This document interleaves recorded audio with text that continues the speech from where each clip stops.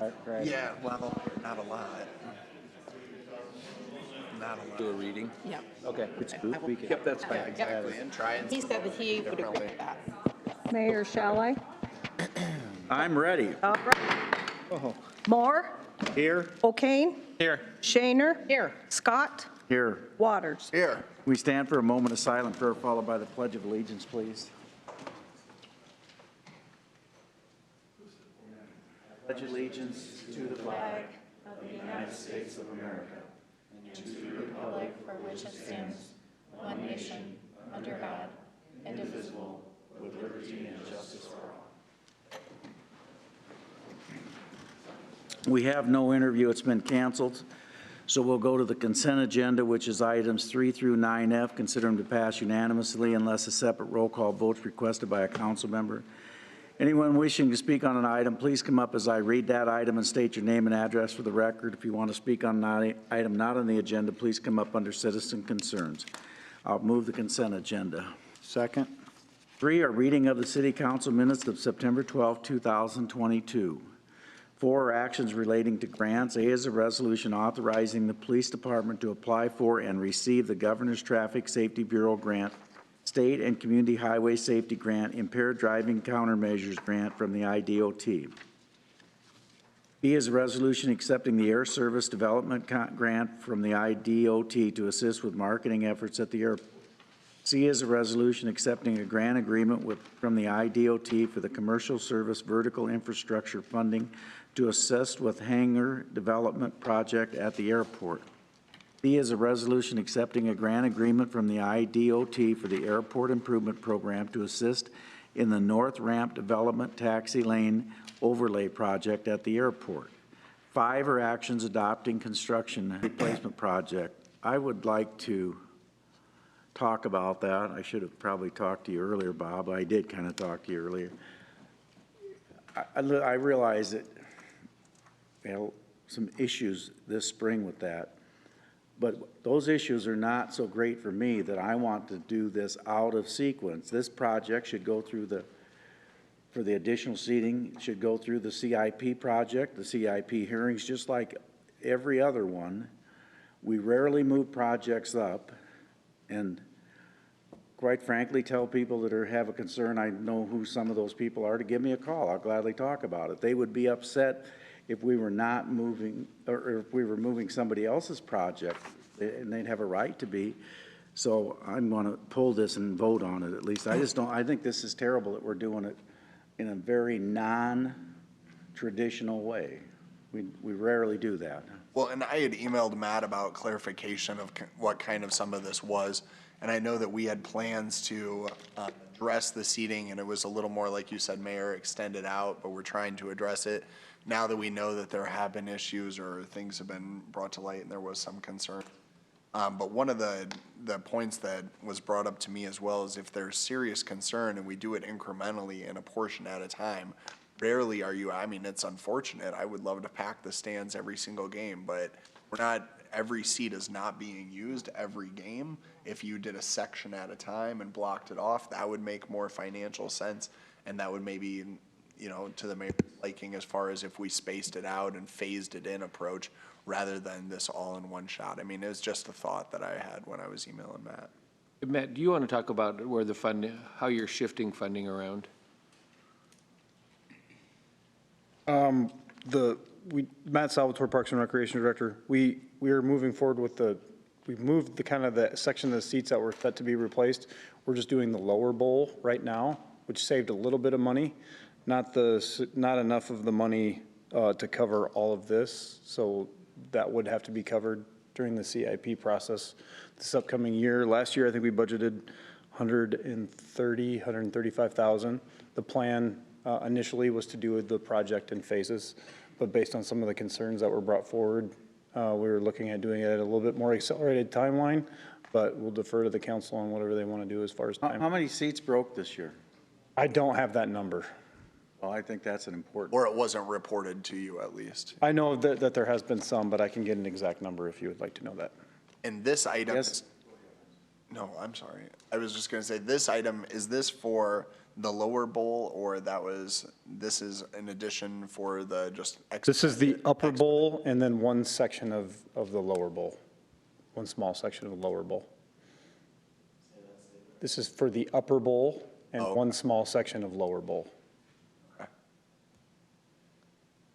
Have the other seats come in? No, they are still under production, which has been delayed, so we're looking at January. We weren't planning on installing till the spring anyway. We didn't want to have them sit there over the winter, brand-new seats sit there over an entire winter. How many are coming, Matt? 770, And that will be the portion that lower bowl. of the lower. That's the lower bowl. Yep, And the remainder, you were going to go CIP? correct. Hey, Matt, there's money in for the replacement of that shed. Did we? That was a anticipate- future year. Did we, wasn't that in this current budget year, next was budget not. year? Oh, it wasn't, okay. Yeah, that's a future. That would have been a logical place to shift some money if it was budgeted for this year. One advantage I can see, because I think we had promised the seats would be installed in August, and now it's January, and that'll be next season, and still, so we don't have to have them sitting outside. We were never planning on installing the seats until spring of 2023. Well, on the 770, Correct. Said you would get them in August, but they never said they would install them. I thought we were going to go ahead and install them. Not during the season, logistically, that would be difficult. Well, this would at least take into account further delays. I mean, you're not guaranteed January delivery, so that might be next spring, it could be next. Might be next spring, yeah. Yes, I'm just concerned about the timing, and it's no fault I of get ours. it, but It's no fault of ours. I mean, it's just the way the inventory is going. Right? I mean, it's just. Correct. Everybody's backed up. Yeah, so if we waited till the CIP process, we're looking at after the 2023 season to do anything. But we would be able to move forward with the 770 seats for the lower bowl.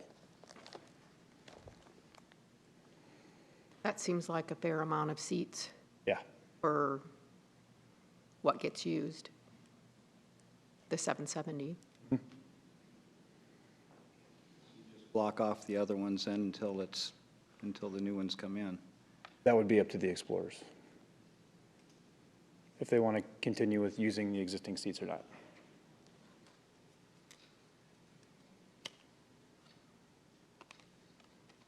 The other option would also be to take the functioning seats that are being replaced and move them into the upper bowl to replace seats as they break. are they the same seats though? Yeah, Oh, they are? same, The lower and upper, yeah. Oh, I Correct. thought they were, I know they're different color, but I thought they were a different seat. no, same exact seat. So that'd be Seems an like a good option too, then we'd have parts and seats to work with. Be able to extend out the And length. then we could phase it in Floors longer over time. Correct. That's why they stopped being replaced, or stopped being They fixed, quit, right? We they ran out quit of making the parts. parts to replace them, so, yeah, using the lower bowl seats to replace any And ones on the especially up. the better shaped lower. Yeah, it's a very logical alternative. What would you anticipate the bids to come in at compared to what we have for the 770 seats? We're putting it out for bid, correct? And it could- Right. I mean, overall, I think the cost per seat was like $30 more than they were previously. Is the estimate. This 433 is based on that quote, wasn't it? The Yeah. original quote. No, it's based on updated pricing. Or original bid pricing. Yeah, This is based on $30 more. right.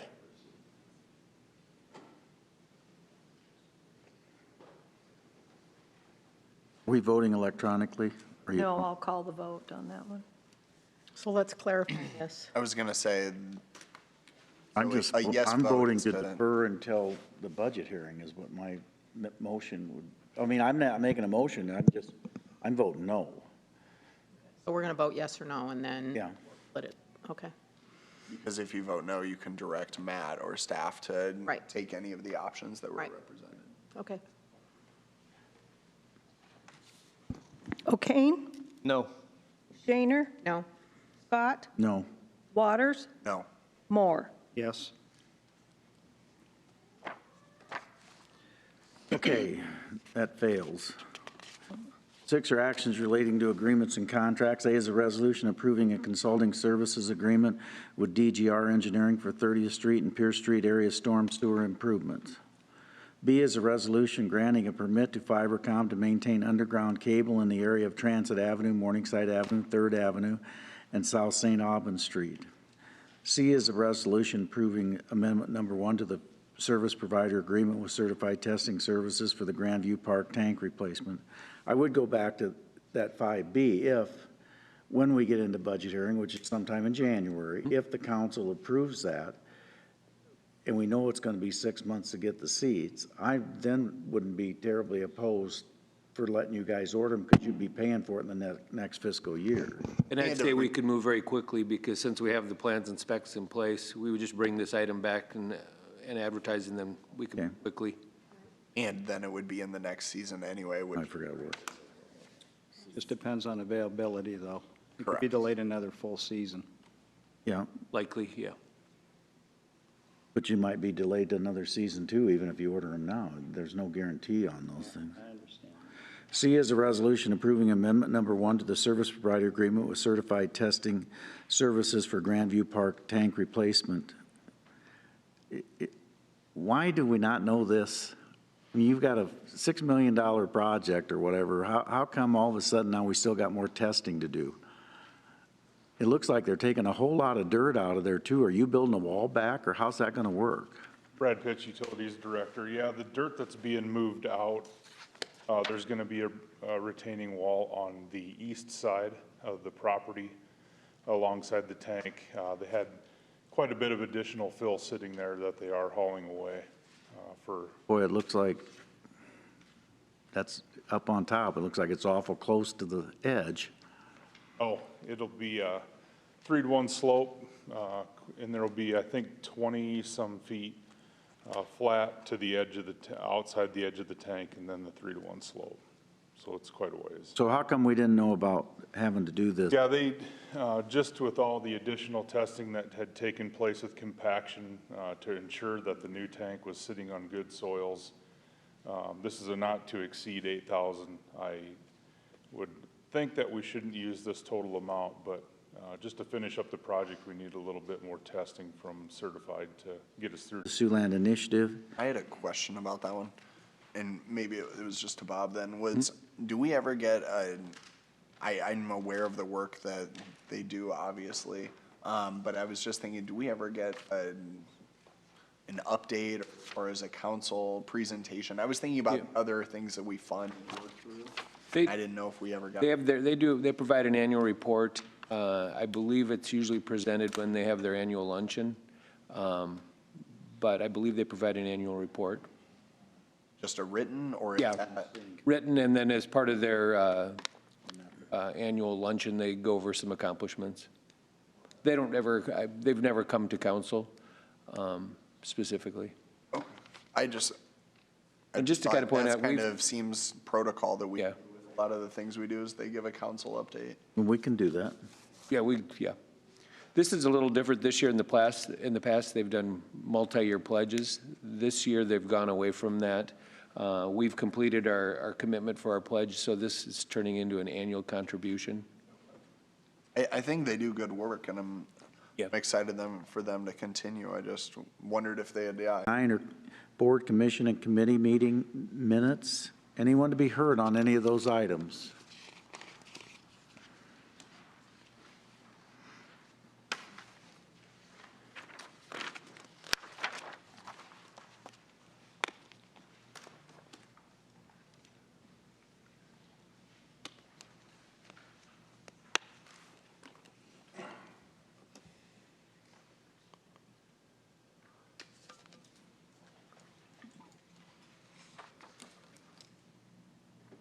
Passes 5-0. 10 are appointments to boards, commission, and committees. 10 is a motion appointing Ann Kellogg to the Art Center Board of Trustees. I'll move that. Second?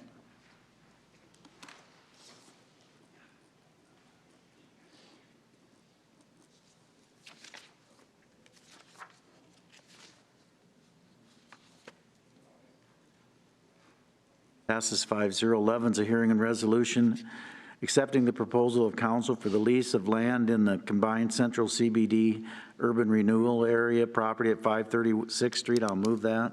Second? Public hearing's now open. Anyone to be heard? Is this just a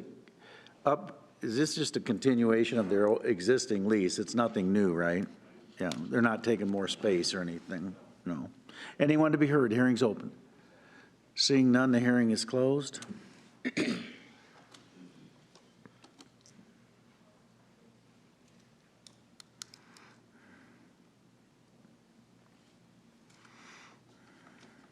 Passes 5-0. 12 is an ordinance amending Chapter 7.01 definition and penalties of the municipal code to modify the definition of domestic animal to include all domestic animals. Mayor, I'd like to defer this for a week, ask council if we can do that. Okay. What I'd like to do is to have a discussion on the number of animals that are allowed. So if we could look at that in a week, maybe come up and combine that with the code change, the ordinance change. I'll second that. Anyone to be heard, though, as long as you're here. Yeah. Yeah.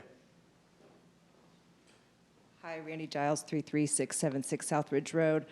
I'm not going to be here next Monday because it's Rosh Hashanah, so I'm just going to say my little bit here. So the limiting of numbers of animals doesn't prevent hoarding and neglect. There's like no magic number of pets that equals, that guarantees the quality of care. It could possibly burden law enforcement and animal control as well. And there's plenty of people that are capable of taking care of 5 birds or something like that. So they're inevitably being punished. But what does solve things like what we just went through a couple of months ago is stronger neglect ordinances, breeding ordinances, and making all animals licensed. That would be my suggestion to move forward with considering the limited number of pets, and then also just to also consider for those who do have multiple pets, if they would be grandfathered in if the ordinance passes. But there are other things to do besides limit the number of animals. So not even excusing what happened a couple months ago, but that would have qualified under neglect and irresponsible pet ownership. So anyway, that's it. Thank you. Thank you. My Anyone thought, else? by the way, is increasing, not Yes. decreasing. Yes, I agree. Just to kind of take a step back and let's look at the numbers and let's take a look at the birds and let's kind of look at it as a whole.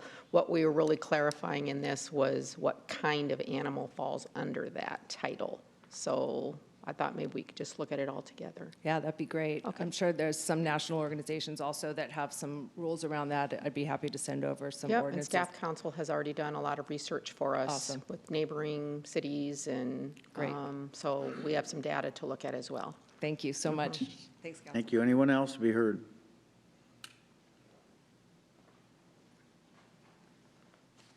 Thank you. My name is Mark Solheim. I live at 2909 Garrettson Avenue. Again, I had a question that was brought up to me. It was about grandfathering. And if a person, say, that had 3 or 4 parakeets in their house, which are now going to be considered under this, if they're going to have to get the excess pet license, will they be grandfathered in, was the question. That's another one of the topics that we're going to look at is those, Yes, the and I do bird. want to thank you for looking at this. I really appreciate it. Yeah. I'm wondering if, while you're looking, if you would consider the possibility of requiring that all pets within the city be spayed or neutered. That's a difficult question because people that are showing their animals, the requirement is that they not be altered in any way. So cats have to have their claws, the tails have to be their tails, and their ears can't be docked or anything like that. But an exception could be made for show animals. Beyond that, I was wondering if you would think about requiring a license or permit for breeding animals within the city. We have so many animals being bred, people letting their cats go feral, running around, their dogs, and all of a sudden, and they let them go. And animal control has the task of going out and catching these animals and trying to find homes for them, as well as do other rescues. Humane Society is trying to find homes for these animals. And if there was a requirement or some way to limit the breeding of these animals, it would be of great benefit to the city, animal control, Humane Society, and every rescue in the area. I agree, but unfortunately, the people who let these animals be neglected and go feral and do the overbreeding, they will ignore not just their pets, they'll ignore the ordinance as well. Sure, So, and people you know, that we'll, drink we'll make still the drive. people who do follow the rules abide by them because they do it naturally. And There's a when lot it- of people when who they're aren't going to caught listen anyway. is when they get fined. You know, there's going to be people that go around and they ignore the law. People speed, as the traffic cameras point out. And, but once they're caught, then you levy a fine for say, oh, you didn't have a permit to breed these animals. Right. It's just like the drug tax stamp. You know, you're going to deal drugs, you have to have a stamp, a tax stamp from the Des Moines in order to deal drugs, even though dealing drugs is illegal in the first place. It's just a way Another of trying layer. to get people not to do these things that are causing so many Right, problems. I understand. It's another layer. That's all I had. Thank you very much. Thank you. Anyone else be heard?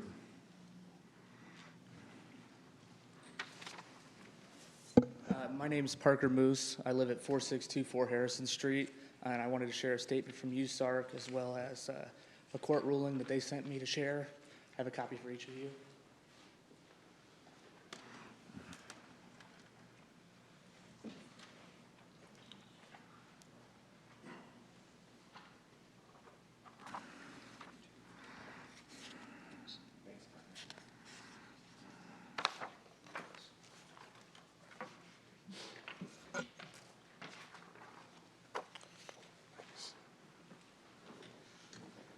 I'll just read that right now.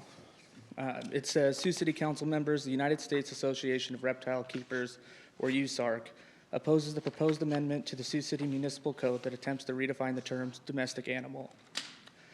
If the city is unaware, there's a legal precedent in which the court ruled that legislation seeking to control ownership of animals based solely on number is invalid. The judge in this case stated even legitimate legislative goals controlling nuisances, in parentheses, cannot be pursued by means which stifle fundamental personal liberty when the goals can be otherwise more reasonably achieved. Additionally, we find that lumping reptiles, which have far less care requirements to be kept humanely than dogs and cats into the same category as these mammals, is unjust on many levels and displays a lack of knowledge on the husbandry of these animals. The violation of personal liberties precedent is just one of the many problems with the proposal. Animal welfare and cruelty laws must be certainly enforced, as well as animals at large and nuisance ordinances. But this pet limit is arbitrary and capricious. There's no valid science or legitimate rationale to support a pet limit and no way for a blanket determination through unmerited legislation if one person is capable of caring for two animals or 20 animals. We advise that the city handle the matter differently in than taking a route of overreach, especially regarding completely harmless species of smaller snakes, an irrational fear or biased disdain if something does not substantiate reason to pass laws. Please consider a reasonable alternative to the issue, and assuredly those affected will gladly collaborate with the city. Please contact USARC and myself with any questions or concerns. We will gladly help however possible. Have a good day. That's from Phil Goss. He's the president of USARC. I've been in contact with them since the whole situation's come out, and I obviously take responsibility for a lot of what happened, and we're taking steps to make sure that similar situations don't occur again. We've moved our animals into one room, the door closes, so even if on the off chance something got left open, the vents are blocked, the door's blocked, there's no way for them to get out. We've moved our rodents out to an outdoor shed. We haven't had any issues with escapes aside from this situation that occurred, and I feel for my neighbors, and that was a bad situation that happened, and I've apologized to them, and we want to make that right. But passing these additional laws isn't going to change anything as far as that goes. I mean, there's going to be plenty of people who are still keeping reptiles and keeping all these things, and truthfully, they don't take up much room. There's no sense in having a limit on the amount of leopard geckos someone can have or corn snakes. I mean, for cats, dogs, and things like that who can get out and actually cause accidents if they're running around in the streets or hurt somebody. And I understand the concern. But when it comes to these animals, there's no reason to have any additional laws regarding them. So thank you. Thank you. Yeah, thanks. Anyone else?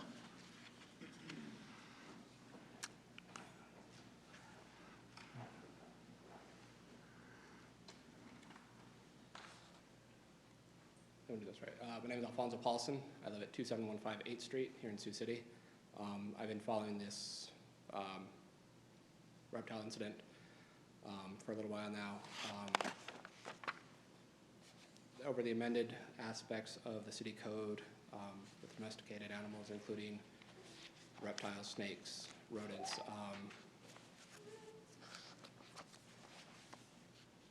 My brain's locking up. I think that it can expand to other things or should have more specificity.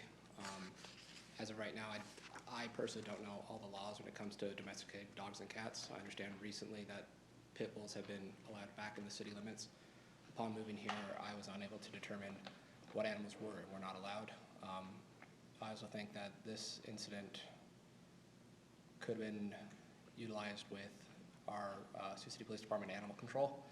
As I understand it, the animal was killed on site, possibly in a non-humane fashion. Pretty much all I have to say about that. Thank you. Anyone else? Okay, well, this is for a deferral today, so we won't be taking any action on it if the deferral passes. Call the roll on the deferral, please. 1 week? 2 Yes. 1 week. Shaner? Aye. Scott? Aye. Waters? Aye. Moore? Aye. Okay. Aye. 13 is an ordinance amending the municipal code to allow the option to appoint 2 members to the Transit Advisory Board from residents of Sioux City, Sergeant Bluff, North Sioux, or South Sioux City, or owners of employees or employees of businesses within Sioux City who reside either inside or outside the city limits to serve customers who use the transit system. First consideration was approved September 12, 2022. I'll move that. Is there a second? I'll second.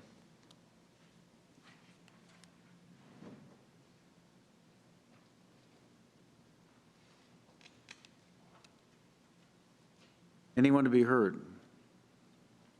I want to be heard. Okay, go ahead. I'd like a no vote on this because I just think that I agree with Councilmember Moore that if we work on it a little bit more, I think in-person requests to our citizens will make a great difference. I think COVID really slowed down filling these vacancies, and I think it deterred people from accepting the vacancies or applying for them because of COVID and the fear of getting together, and meetings were postponed, et cetera. Just last week after council, Alex and I were talking on the way to our vehicles. Someone came to mind. Alex seized the moment, called him, and he turned in his application today for the transit board. So that's one person right there just after one discussion. So I really believe strongly that as many members of our boards as we can get should live in Sioux City, should be paying taxes in Sioux City. I just feel real strongly about that. Yeah, I'm excited that that individual has chose to apply and will do so. I think it's one of those where, as the mayor says sometimes, mostly about Dan or myself, that hope springs eternal. I hope we can recruit individuals to join these committees and commissions, but my experience has been, and as staff has struggled with, just getting that full participation. So I was saying, and I think having a majority of Sioux City people is important. But then also just opening it up. So hopefully people are those that are maybe passionate about the discussion or passionate about the item, that I'm pretty excited for that. So I'm looking forward to opening it up so those individuals can serve. That's all I was thinking. Thank you. Okay. Do I need to change that? We'll come back to that. Okay.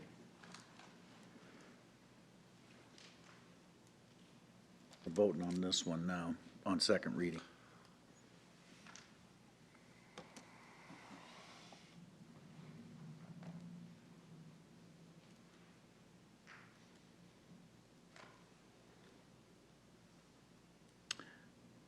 fails 4-1 with Waters voting aye.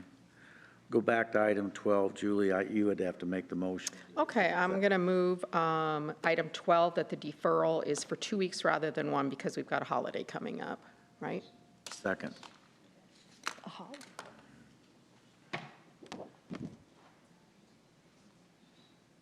Monday, there's a meeting on the 26th, and then October 3rd. What holiday are you referring to? It's not a holiday we shut down for, but it's a religious holiday for some people. Oh, okay, gotcha, I'm sorry. Okay, It's October 3rd, Lisa? yes, October 3rd. Okay. Scott? Aye. Waters? Aye. Moore? Aye. O'Kane? Aye. Shaner? Aye. Julie? I will say, though, about our boards and commissions, and this one is not exceptional as some of them, that I do think we need to really reconsider whether it's our recruitment strategies or what we're doing, because I do think that staff has frustrations, and I know if I was serving on them, I would have growing frustrations of when you have 6 vacancies or more vacancies, and it sits open for 6 months, and you try to just can't find those individuals. So I hope that we can address that to alleviate those frustrations for staff, because I think that at times, you know, they put their hands up like I'm not sure how else they can recruit for it. Maybe we can host a recruitment event of some sort at the convention center or something, and have the boards that need, you know, help be there, and the city could help out with that, you know, as a whole.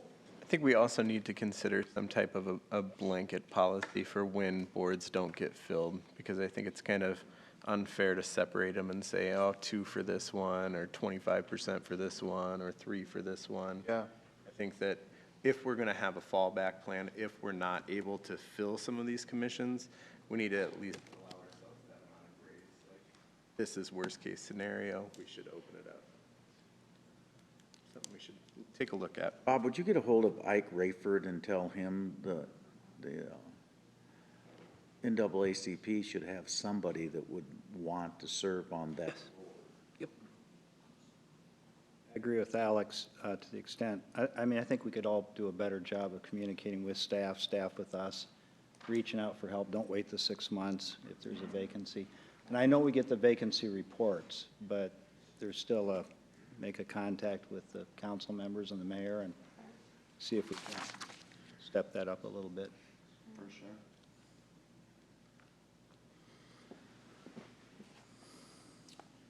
14 is an ordinance amending the municipal code to increase the rate charges for ramp parking and parking meters and to increase overtime parking fees deferred from September 12, 2022. Set up time. I'm going to move first reading with the following amendments from what the staff proposal was. 10-hour meter going, it would be 75 cents. I don't know what it was before, Dave, 65, I think. Bag meters would be $14. Overtime parking would be $12. River landing and discovery ramps would be $52, $47, $42, and $40. Heritage and MLK would be $60, $54, $48, and $45. I'll move that. Is there a second? Second. And we can wait to do the second and third reading. We don't have to, that gives people an opportunity now to absorb those rates. Right. Right.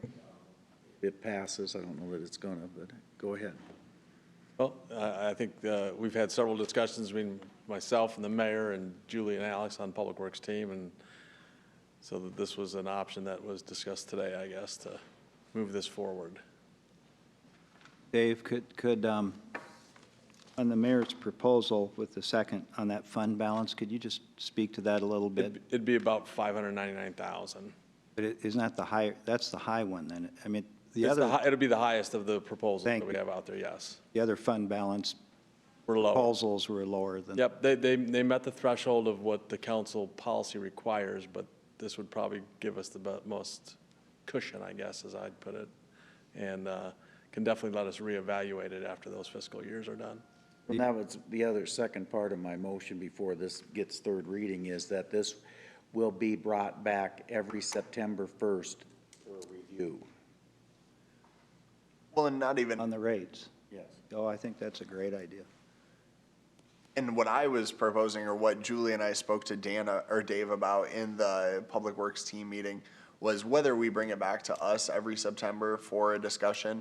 I think just having a graduated scale or a planned increase gives us some predictability. I mean, we talked about the consumer price index, or we talked about, well, every 2 years or 4 years it has to be increased, because we understand the meters specifically, you know, have to go up by certain increments. So you can't do every year necessarily by, you know, 2 cents or a fraction.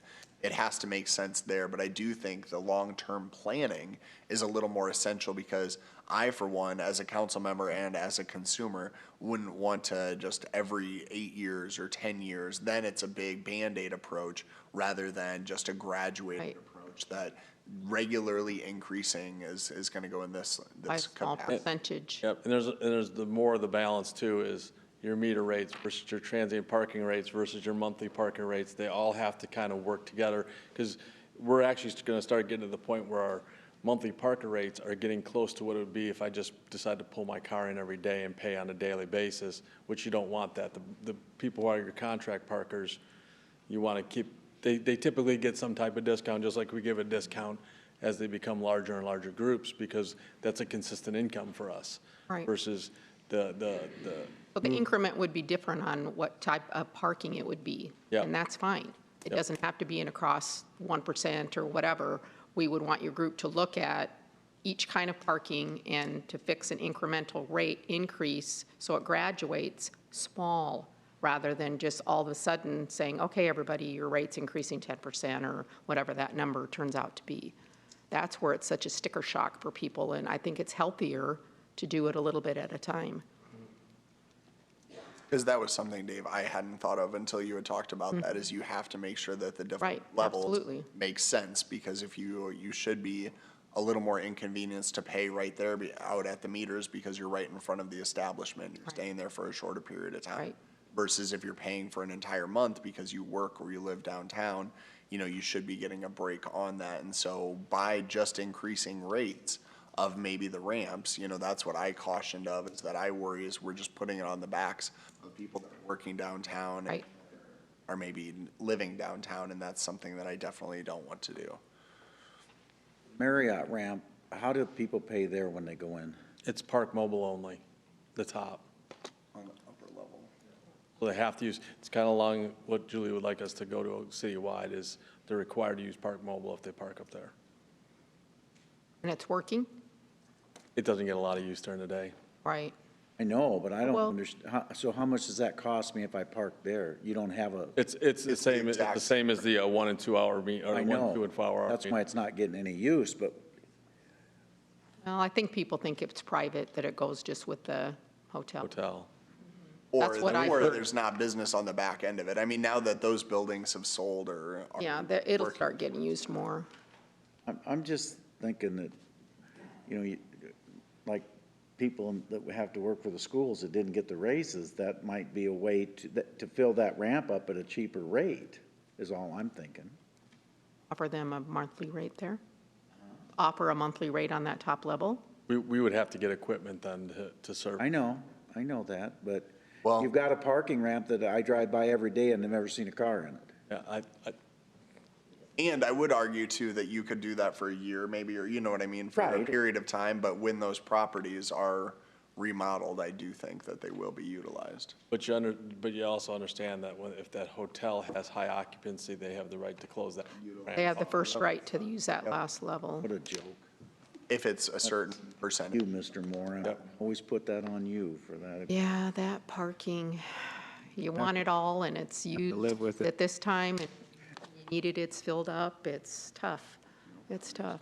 So, That's why it'd be hard to sell it as a monthly thing, because they could be shut out of it at times. correct. Well, then why don't you go to the cheapest rate? Why don't you go to a 10-hour rate and make it 75 cents? Could do that. Do that, Yeah, see if you can get people to park in that thing. yep, there's no problem with doing that. Yeah, we need to get the word out on that one, really. Yeah. A lot of people that go That way, if the- downtown think yeah, that it's way if the private. hotel's filled, then you don't have to worry about somebody coming in there. No, that's a Right. great idea. Right. So how do we feel about this, setting this incremental rate on each different type of parking? Going forward? Well, I don't Little know. bit. That'll be your Public Works Committee to get that done before the third reading, which you've got 2 weeks to get done, so. It can be done. Okay. Dave, I got a couple questions. On that parking by the hotel, is there signage there that it says public parking? Yes. I can't remember seeing it. And I know our cities across the state of Iowa and the Siouxland region, the downtowns all offer something different, so this might not be apples to apples. But how do these new rates compare to what other cities are doing? We're very comparable to the Des Moines market and Council Bluffs is on the low end of ours. They don't have all the differing rates for different meters, but they're at the 75 cents an hour for their meters, but they have a very small amount of meters. They have way less meters than we do. I mean, Des Moines above $1 an hour, if I recall correctly. Tiff, you did $1.50 an hour. 50. So, I mean, I think we're on the low end of the statewide, if I recall. I mean, is it Dubuque that's got the We never hit $1. 2-hour? They have just flat out 2-hour parking across the city, but they also have 8 parking attendants. They have automated vehicle recognition systems. So they just drive down the street, it pings, takes in all the license plates. They come back every hour. And if someone's been there more than 2 hours, they write a ticket, but they have 8 parking attendants and they're always driving around. They have a 1-hour loop that they're all, so that would be a complete change of our equipment. If we wanted to go to that, and again, you're not gonna get any revenues off of it except parking. And you don't get the ability to extend like we do here. One thing I did, or sorry, Dan, were you done? Well, I mean, I'm asking that question about how we compare, because whenever we raise rates, I think the natural reaction is we're going to scare people from coming downtown to park and to shop and to go restaurants and everything else. But what I'm asking is, these are still, we haven't raised the rates on the meters, you said, since 2007? 2007, so that's 15 years. And then on the parking ramps, it's been 2019, we did the monthlies. 3 years ago. But we didn't change the hourly, we haven't changed the hourly rates, I think, since 2007, except for we actually made it cheaper by going to the first hour free for our transient parkers. And the weekends are Free. Nights are free. I don't know if the other communities After 5 have downtown is weekends free. Yeah, I don't know if the other communities have weekends free or not. No, a lot of them don't. It's a mix. Yeah, it's a mix, so. But I just want to emphasize that because no one likes an increase, but if we're still within reason, and we waited this long to make any kind of increase, I think that needs to be at least taken into account. You probably haven't raised your hourly fee since 2007, have you? On some I haven't. They've gone Just down. asking. Yeah, they've gone down. Apples to oranges, right, Dan? Apples to oranges. And we pay for our staff to park, so I mean, it's, we're all in this together. Oh, the other thing I wanted, you had mentioned the last time, Dave, that I think is important, that not all the meter money goes toward new meters. It goes toward the very high maintenance cost of maintaining and repairing the parking ramps. Yep. And our parking budget isn't completely self-sustained. We do take a $200,000 influx from the downtown or TIF district into the parking fund to help keep rates lower. So when people say that you're putting this all on the parkers, that's not the case. No. That $200,000 would reduce my property tax bills if you didn't do that. Well, it's just some of the arguments that have been made to me, and I want to listen to those, and I've heard them, but I think we have some good reasons to do what we're doing. And we will see a difference, and we have seen a difference in the maintenance and repair of the parking ramps, I think. Mm-hmm. The lighting and all the other issues that we've had over the. What are a Matthew few saw of the those? lighting this weekend. Yeah, the light. The lighting looks great. I will say the lighting looks great. I am still concerned that we're going to be forcing people out to using private lots, and we have a lot of private lots that I feel like will be affected. But Well, I think this proposal too is only making a $2 increase on Discovery and Rivers Landing, which gives you opportunities to park, I mean, that are close to pretty much both ends of downtown, diagonally across the downtown. You can park at either one of those. Yeah, the $60 is MLK and the Heritage. Correct. At the very top of the page, option 5, it has Discovery twice, but that's, the $60 is for MK. Oh, sorry, Heritage. Well, that's okay. Yep, I'm And for sorry. and for the Heritage. I had to do this in a hurry. That's one. No, I understand, but I just want to, but Yep. for Heritage, Yes, correct. 60. You know, the other thing that I just received a note to was from thinking about our library and some of our patrons. I think that that can be a deterrent to come downtown to be able to utilize that library, especially that lot. You know, it's right there, it's convenient, you want to run in, maybe, you know, whether you're just checking out a book or renewing a book or doing those kinds of things. I wish we could come up with a creative solution that if you have a library card or if you would get something, I mean, I understand that that would be thinking outside of the box, but I just wonder if there would be something that we could do for library customers that are going in there and actually having a transaction or having business. I understand that you'll have people that maybe will abuse it, and so I think that'd be very difficult to do. I mean, it's just a thought. But I mean something. You can always go there on Mondays and park free from. That's right. Yeah, exactly. Somebody just Or mentioned Saturday that and to me Just Sunday. run in the in there. elevator. There you go. Yeah, exactly. Someone just mentioned that to me in the Saturday, Sunday. elevator today. During council meetings, it's free. Yep, and also do understand that the parking fund pays for the maintenance of the library lot, but not only downtown, but the Morningside, which generates no revenue for us. Right, which is not downtown. Good point. It's hard to balance it all. We Call the get it. roll, please. Waters, Aye. Moore, Aye. O'Kane, Abstain for conflict of interest. Shaner, Aye. Scott. We will not do second and third. You'll have time to If we can get, work on that. They can bring it back, and we might do second, but we won't do third until you guys have your plan of attack for the future. 15 is a resolution approving a Chapter 28E agreement with the Iowa Department of Public Defense for repair building water mains for high-pressure water project at the airport. I'll move that. Second. Anyone to be heard? Mike, this is yours. Could you just please explain to me what's happening Brian, here? Police Thanks. Superintendent. The Air Guard originally canceled the PRV pits when we originally started this project, and they determined that was the best option for them, so they're bringing them back in. So to get it moving forward, we're fronting it to get it done, and then they're reimbursing us after the project's over. Thank you, John. No problem, sir.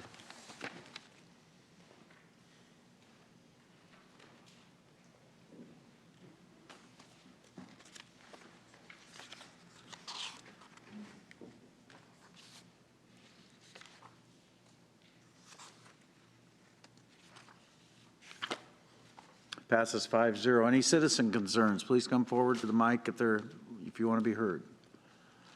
Seeing none, Matthew, I got a whole list for you today. go ahead, fire away. So it was just announced today, but David Manzanares will be making a mural on West 7th facing the west side. So this is our latest mural kind of on the West 7th area.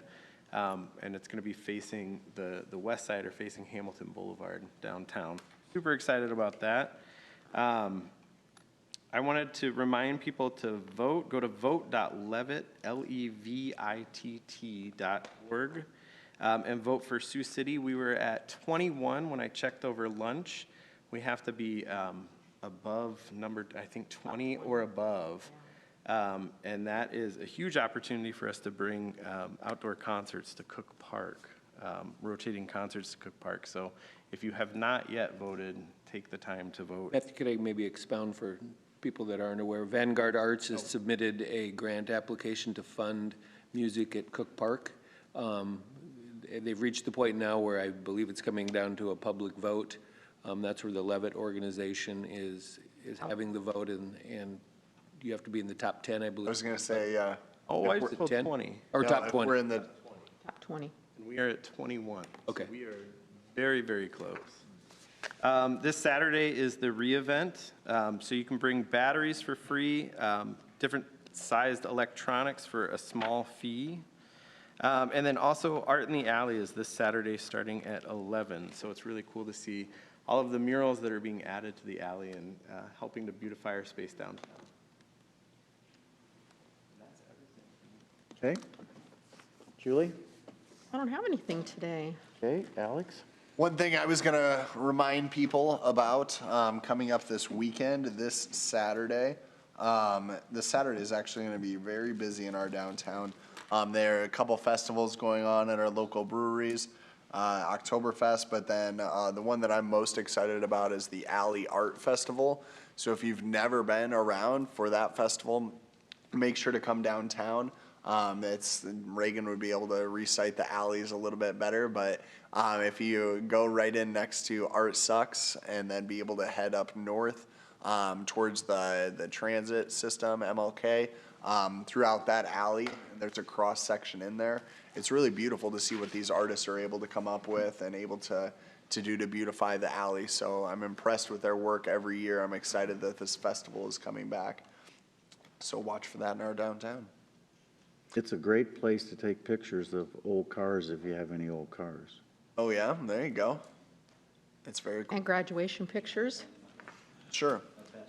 Sure, I appreciate it. I did pick up some pins that I passed around to everyone. I noticed that they were available at the chamber. And so I spoke with the president of the chamber, asked him if I could bring some to members of council.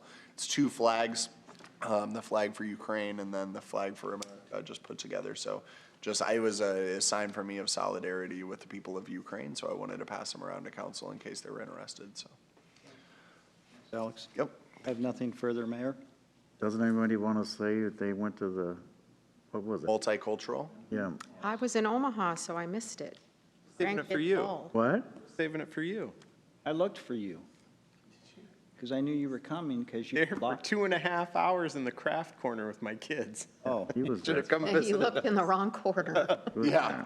I was there with my grandson and he absolutely loved it. Yeah, it was good. I took 3 grandkids, so.